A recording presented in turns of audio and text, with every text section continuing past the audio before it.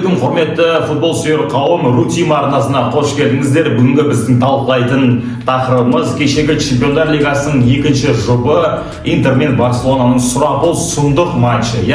3-3 деген есеп тіркелді. Негізі жалпы көп күтілген есеп, осындай нәтижені күттік. Өте бір сұрапыл, бір-біріне кәдімгідей енді айқын жыртыс, кәдімгідей шабуылдайтын ойын, голдар көп болатын ойын күтілді, және де ол сеніміміз ақталды. Шыны керек, Барселона көп шабуылдады, Интер бір гол соққаннан кейін защитаға отырып алды. Шыны керек, тек моменттерін пайдаланып енді голдарын соқты. Ол да бір шеберліктің, ол да бір жалпы тәжірибенің белгісі. Тәжірибе демекші, енді Интердің құрамында 30-дан жоғары, ал Барселонаның құрамында кірген жастар 2000-нан бері қарай 2005, 2004, 2007 жылғы балалар, жалпы әкелер мен балалардың ойыны болды. Бұл ойында енді тең түсті.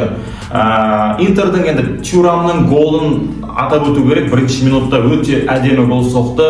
Одан кейін Дюмфристің через себя соққан голы. Жалпы енді Барселонаның сапында әрине бұл бала 2007 жылғы 17 жастағы бала, әлі 18-ге толған жоқ. Кәмелет жасқа толмаған бала, болашағынан зор үміт күттіретін Ламин Ямаль деген бұл жас ойыншы. Егер де осы қарқында жалпы жалғастыра беретін болса, ақшаның артынан кетпей, атақтың артынан кетпей, чисто футбольный карьераны жалғастырам, Роналду мен Месси сияқты болам, олардан да асып түсем деген мақсат ниет болса, бұл бала түбі Барселонаның аңызы болады, түбі Барселонаның нағыз лидері, екінші Месси, болмаса бірінші Ямаль болатыны сөзсіз. Кеше енді Барселона сапында 100 ойын өткізді.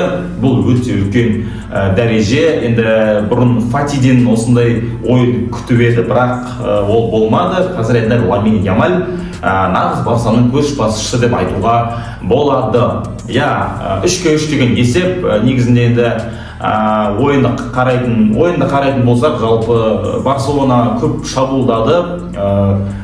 Енді келесі ойын жалпы Интерға өте бір тиімді ойын болып тұр негізі. Барселонаның жерінде 3-3 деген тең нәтижені алып кетті.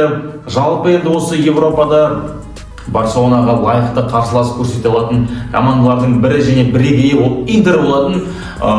Көрдік, енді өз алаңда Интер өте бір қауіптеніп ойнайтын сияқты, сақтанып және моменттерді пайдаланып, сондай бір автобуспен, есеппен ойнап жеңіп кету мүмкін, әбден мүмкін, оны кеше көрдік.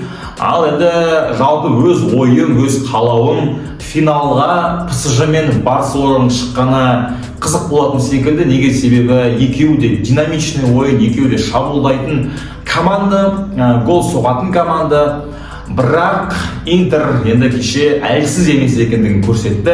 Жалпы финалға кім шығады деп болжамайды өтсе қиын. Енді оны келесі апта көреміз. Айтпақшы, Чемпиондар Лигасының бітуіне 3-ақ матч қалды. Міне зымырап жатқан уақыт бір маусымда осымен өзінің аяғына жетуге жақын.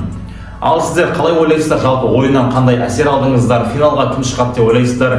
Комментарийға ойларыңызды жазып кетіңіздер. Осы видеоның астына лайк басып, подписаться етіп кетіңіздер, қолдау білдіріп кетіңіздер. Жалпы Чемпиондар Лигасын кім жеңеді деп ойлайсыздар? Ойларыңызды жазып кетіңіздер.